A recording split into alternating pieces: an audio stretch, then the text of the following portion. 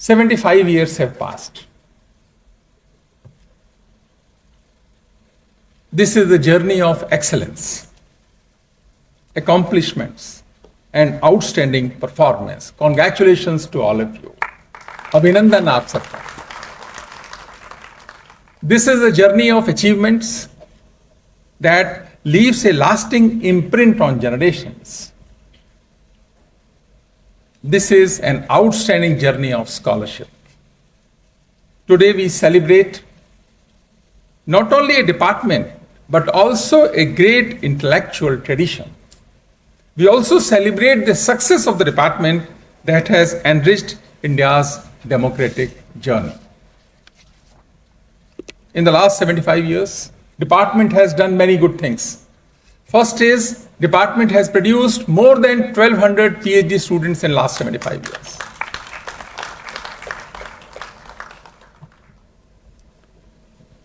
Department has also produced illustrious alumni. To name one or two, Dr. Karan Singh, Padma Vibhushan, scholar and former Union Minister. Shri Harish Khare, journalist and former media advisor to Prime Minister. And third is Professor Rakesh Sinha, who is here, former Member of Parliament and outstanding academicians. The list is endless. You have so many success stories to share with generations. My request on this occasion, please document them. When it comes to Indian traditions, we are not good at documentation. That's why sometimes we do not get proof also, many things. We have traditions, oral traditions. There are reasons for oral traditions also. But now those reasons are over. We have to document it properly and preserve them properly for coming generations. This is our duty. We should remember this. India adopted Constitution on 26 January 1950 and gave birth to the world's largest and strongest democracy. First general elections were held in 1952. And this department was also established in 1952. We can proudly say a pious year when first general elections took place in our country and this department was established. 75 years have passed. Democracy is very important for us, and when it comes to the political science department, democracy is more important because they understand, I hope, they understand everything about democracy, and it is the responsibility of the political science scholars to guide and advise the society of our country. A statement is whenever we talk about democracy, a statement is widely attributed to Churchill. I would like to quote Winston Churchill. Quote, "Power will go to the hands of rascals, rogues, freebooters. All Indian leaders will be of low caliber and men of straw. A day would come when even air and water would be taxed in India." This shows that the English tried their best to break our morale, break our confidence, and tell us that we are not good enough to politically govern ourselves. But now, every Indian can confidently say that, Mr. Churchill, we have proved you wrong. India is the largest and strongest democracy. And we are proud of our democratic traditions and practices of democracy. We have not only emerged as the strongest and largest democracy of the world, but also providing leadership to the global south. India is clearly emerging as the key architect of the new world order. No country can ignore our presence. This what we have earned in last 75 years. No country can ignore us. And Department of Political Science has played an important role in shaping scholars, teachers, intellectuals in last 75 years to enrich the democracy. So you have already played your role, very important and significant role in establishing the democracy, parliamentary form of democracy in our country. So I would like to thank all of you for that. There are many issues which are discussed differently by different scholars. As a political scientist and the scholars and my dear students, you have to understand it properly. For example, Winston Churchill said, India is not a country or a nation. It is rather a continent inhabited by many nations. The parallel to India is Europe. But Europe is not a political entity. It is a geographical abstraction. Such unity of sentiments as exists in India arises entirely through the centralized British government of India as expressed in only common language of India, English, unquote. See the arrogance here. See the thought process when we say India is not a nation. It is like Europe. Unfortunately, this was not only Churchill's view, but even today when we speak, some people consider India merely as a union of states. But we are more than union of states. No doubt, each of our state has a unique character and diversity of a scale that is unimaginable. No doubt, no debate on that. But in most part of the world, and yet there is a thread that binds us together. The question is, what is that thread that binds every Indian? Whether you are from western part or southern part or eastern part or central part of our country. The thread is of our culture, values, traditions, संस्कार, संस्कृति. भारत की चेतना है जो पूरे भारत को जोड़ती है, भारत की संस्कृति है जो पूरे भारत को जोड़ती है. If we want to see from the specs of Western world, we will not be able to understand the sense of India. Ramayan जोड़ती है, गीता जोड़ती है. आप किसी राज्य में चले जाइए, आपको विष्णु के मंदिर मिलेंगे, राम के मंदिर मिलेंगे, शिव के मंदिर मिलेंगे, हनुमान के मिलेंगे, कृष्ण के मिलेंगे, न जाने कितनों के मिलेंगे. तमिलनाडु में भी मिलेंगे. आप 10 काशी चले जाइए और बनारस चले जाइए, लगेगा कि कुछ सिमिलैरिटी है. ये भारत को जोड़ती है, ये भारत का संस्कार है. But we have not given proper place in our academic world. Now, after 75 years, we have to think, rethink, and revisit our traditions and practices. Therefore, we can't never be compared with Europe, and we don't want also. They have their own challenges. They are good countries. Or any other country of the world. Why should we? We have to focus on our systems, our challenges, our difficulties, and make this country a better place for humanity. This is our responsibility. This is not arrogance. This is acknowledging who we are and being unapologetic about it. Therefore, India's comparison with Europe is simply ignorant. We don't. This brings me a very important topic that has interested political science from its inceptions, the idea of nationalism. What do we understand when we say nationalism? Benedict Anderson calls nations imagined communities. Only imagined communities. A superficial way. of defining nationalism.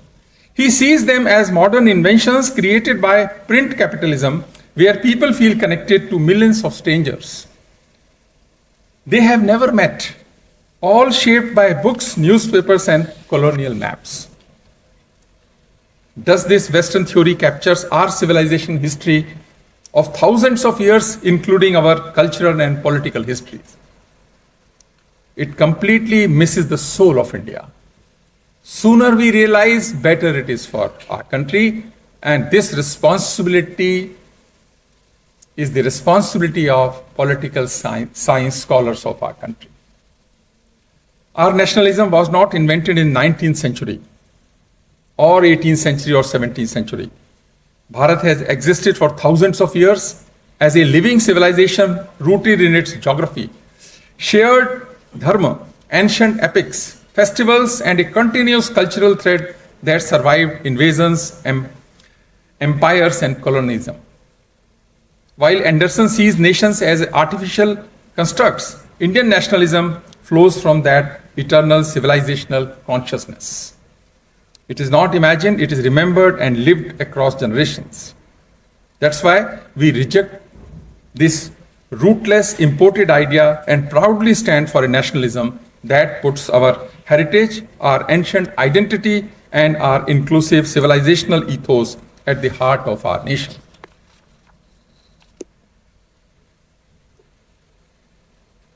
My dear students, एक आजकल कहानी बहुत चलती है कि अपने मन की करो, किसी की मत सुनो।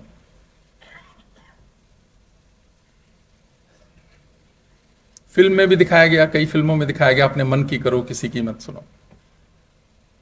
इससे बचना चाहिए, क्योंकि मन तो बहुत कुछ कहता है। मन तो यह भी कहता है कि अपना दोस्त ने कुछ नाराजगी कर दी तो इसको थप्पड़ मार दें। बुद्धि मारने नहीं देती। ये मन और बुद्धि का संघर्ष है कि बुद्धि रोकती है कि नहीं, ऐसा मत करो, ये अच्छा नहीं है, ऐसा नहीं करना चाहिए। तो मन की करो, किसी की मत सुनो, ये एक अच्छी सोच नहीं है। इसी कारण से क्या है, आज इंस्टीट्यूशन में नशा मुक्ति अभियान चलाने पड़ते हैं। कितने दुख की बात है। ये कहां से उपज रहा है? उसी सोच से कि मन की करो, किसी की मत सुनो, आपके पेरेंट्स को तो कुछ नहीं पता, आप ही को पता सब कुछ। ये थ्योरी अच्छी नहीं है। मैं अब जितने मेरे बच्चे बैठे मैं उन सबको कहना चाहूंगा, मन की सुनो ये तो ठीक है, पर किसी की ना सुनो ये ठीक नहीं है। फाइनल डिसीजन आप खुद लीजिए, पर किसी की मत सुनो ये अच्छी बात नहीं है। जब धर्मराज युधिष्ठिर ने यक्ष से पूछा कि हवा से भी तेज चलने वाली चीज क्या है, तो उनका जवाब था मन है। मन जो प्रतिपल बदलता है। आज इतने लोग हॉल में बैठे हैं, न जाने कितने लोग ऐसे होंगे मन से तो बाहर होंगे, शरीर यहां पर बैठा है। ऐसा ही होता है। तो इस मन को कंट्रोल कौन करता है? बुद्धि करती है। शिक्षा बुद्धि पे भी काम करती है, शिक्षा को मन पे भी काम करना चाहिए। ज्यादातर शिक्षा बुद्धि पे काम कर रही है। आज 75 ईयर्स की हो गए डिपार्टमेंट को, पॉलिटिकल साइंटिस्ट को सोचना चाहिए कि ये बुद्धि पे भी कैसे, मन पे भी कैसे काम करे। मन और बुद्धि का सामंजस्य रह गया, ये सक्सेस तय करता है लाइफ की। इसमें जितना गैप होगा, आपकी सक्सेस की पॉसिबिलिटी एंड प्रोबेबिलिटी कम हो जाएगी। इसीलिए आप जो कुछ करिए, मैं बहुत बार कहता हूं कि देश की चिंता कीजिए, ये हमारा देश है, कोई बाहर से करने नहीं आएगा। इसको बचना चाहिए अतिवाद से, हमको किसी भी तरह के अतिवाद से बचना चाहिए, कि बाहर से कोई नहीं आएगा, ये हमारा देश है, हमें इसकी चिंता करनी है। और एक बात कहूंगा, यदि आप देश की चिंता करोगे, इस देश में इतना सामर्थ्य है कि वो आपकी चिंता खुद करेगा। छोड़ो देश पर आपकी चिंता, आप उसकी चिंता करो। होता रिवर्स है कि हम अपनी चिंता में इतने लग जाते हैं कि हमको दूसरों की और चिंता ही नहीं रहती हो, तो देश की तो कहां से चिंता करेंगे। इसी कारण से इतना अनरेस्ट होता है। मैं उस पर बहुत बात नहीं करना चाहता आज, पर हमको ये सोचना चाहिए। Another issue is which political scientists and scholars are very interested in the power of narratives. One of the important outcome of much scholarship, particularly in humanities and social sciences, traditions, is the production of critics of narratives. Narrative shapes how we understand the world. Political scientists have also been deploying narratives to influence public opinion and power relations. they have been framing our worldview. But is it correct? This is the question. Therefore, understanding narrative dynamics is central to analyzing agenda setting of ideas in society. But the question is, when there are contesting narratives, which narrative dominate and why? This is the responsibilities of intellectuals and academicians of the country. There are a number of narratives, contesting narratives. Which one is better for us, better for our country? Who has traditionally controlled these narratives? What are the narratives prevalent in India in the early mid-20th centuries and resulted in the most horrific tragedy at a scale which was unprecedented in the history of mankind? I'm sure all of you can guess which man-made disaster I'm talking about, the partition of India. And the prevailing narratives of that time had a role to play in breaking the soul of India. Otherwise, people who lived for centuries together, why did they separate? Do we think, talk, write enough about them? I don't think. We have done it. We have not done justice to this. Think about how many innocent people lost their lives in their own homes, on their own land, on their very soil of their own country. People who never wanted the division of this nation. Recall the history books you read in schools and university. We studied partition as nothing more than just another event which happened on Indian soil. Nothing beyond that. But the enormous tragedy which shattered the soul of undivided India, why was its full story never told by the writers, filmmakers, and intellectuals? Why were so many few books were written on partition? Very few poems. Now compare this with Holocaust. Compare this with Holocaust. You have all heard about what happened to the Jews in Europe during the Second World War, where Nazis murdered nearly 6 million European Jews. Countless books have been written on the Holocaust and hundreds of feature films. And documentaries have been made on the subject, and this process has not stopped.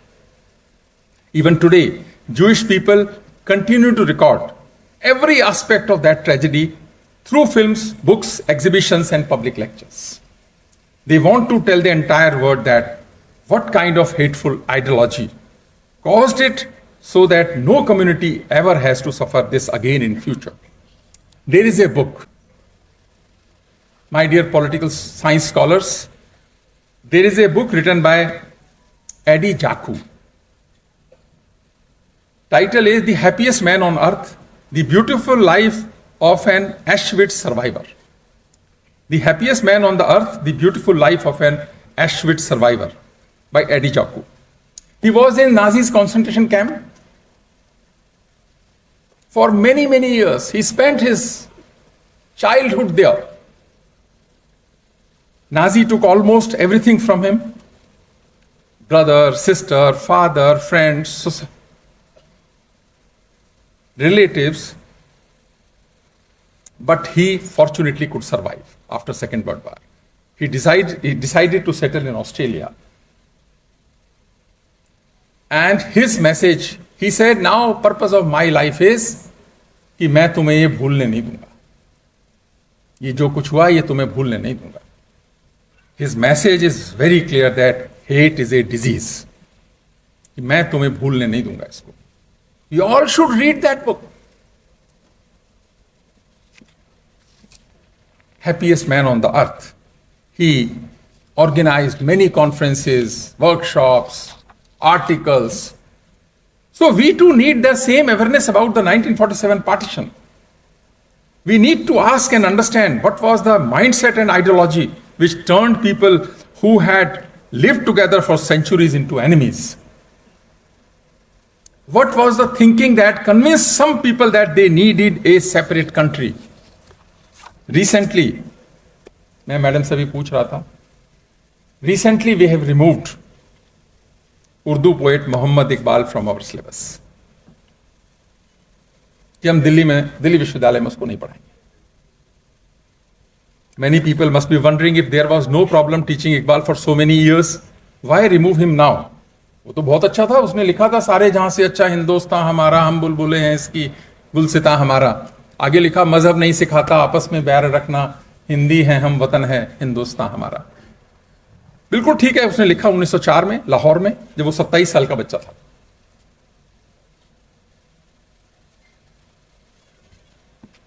उन्नीस 1905 में London पढ़ने गए, वापस आए, तब उन्होंने क्या लिखा, तराने मिली लिखा कि चीनो अरब हमारा, 1910 में, चीनो अरब हमारा, हिंदुस्तान हमारा, मुस्लिम है हम, वतन है सारा जहां हमारा. And on 29th December 1930, in his speech at the Muslim League session in Allahabad, Iqbal presented the vision of a separate Muslim nation, a vision that later took the shape of Pakistan. In that speech, he said, quote, I would like the Punjab, northwestern frontier province, Sindh and Balochistan to be combined into a single state, self-government within the British Empire or without the British Empire. The formation of a consolidated Northwest Indian Muslim state appeared to me to be the final destiny of the Muslims, at least of Northwest India. Iqbal was a strong supporter of Muslim League. He wrote कि इन ताजा हवाओं से बड़ा सबसे वतन है. ताजा हवा मतलब जो अच्छी हवाएं आ रही हैं, न्यू आ रहा है, पॉलिसीज बन रही हैं, देश में बन रहा है, कि ताजा हवाओं से बड़ा सबसे वतन है, जो पैरहन इसका है वो मजहब का कफन है. This is communalism. जब उसने गाया कि हिंदी है हम, वतन है हिंदुस्तान हमारा, पूरी एक दो बार गाया होगा, उसके बाद पूरी जिंदगी क्या गाया, मुस्लिम है हम, वतन है सारा जहां हमारा. This was the thinking that broke India into pieces. Iqbal consistently spread the idea that Hindus and Muslims can't live together. His writings, then the question is, how can we continue to praise Iqbal? Pakistan करे समझ में आता है, भारत में किस लिए 10 लाख लोग मारे गए पार्टीशन ऑफ इंडिया के टाइम में. अब इस पे डिबेट हो सकती है, कोई कहेगा नहीं 8 मारे गए, कोई कहेगा 1 लाख मारे गए, कोई कहेगा कितना मारे गए, क्योंकि no list was prepared.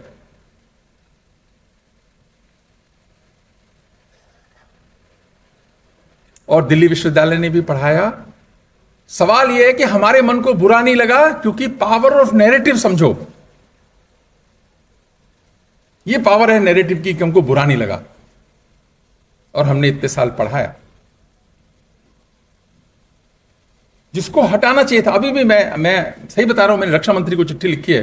Bharat की सेना भी जब बहुत बार गाती है सारे जहां से अच्छा हिंदुस्तान हमारा, हम वो लोग कहते हैं क्या फर्क पड़ता है गाने से, क्या फर्क पड़ता है भैया, किसने लिखा और कौन जिम्मेदार है इसके पार्टीशन के, गुनाहगार कौन कौन है. ये political scientist and scholars right spirit में तो लेंगे इसको. So, my dear students, so please work on scholarship that unites India. Then, what were the dominant narratives in 1980s? I just skip this. So now, we need to work on new narratives. We need to work on narratives for unification of India, for strengthening of India. And this responsibility, political scientists should take this responsibility. Narratives of changing India. Narrative of Naxal-free India, aspirational India, self-reliant India, competitive India, entrepreneurial India. Narrative for digital India, design in India, tech sovereign India, future-ready India. Narrative for green India, patriotic India, united India, and narrative for proud India. As Department of Political Science,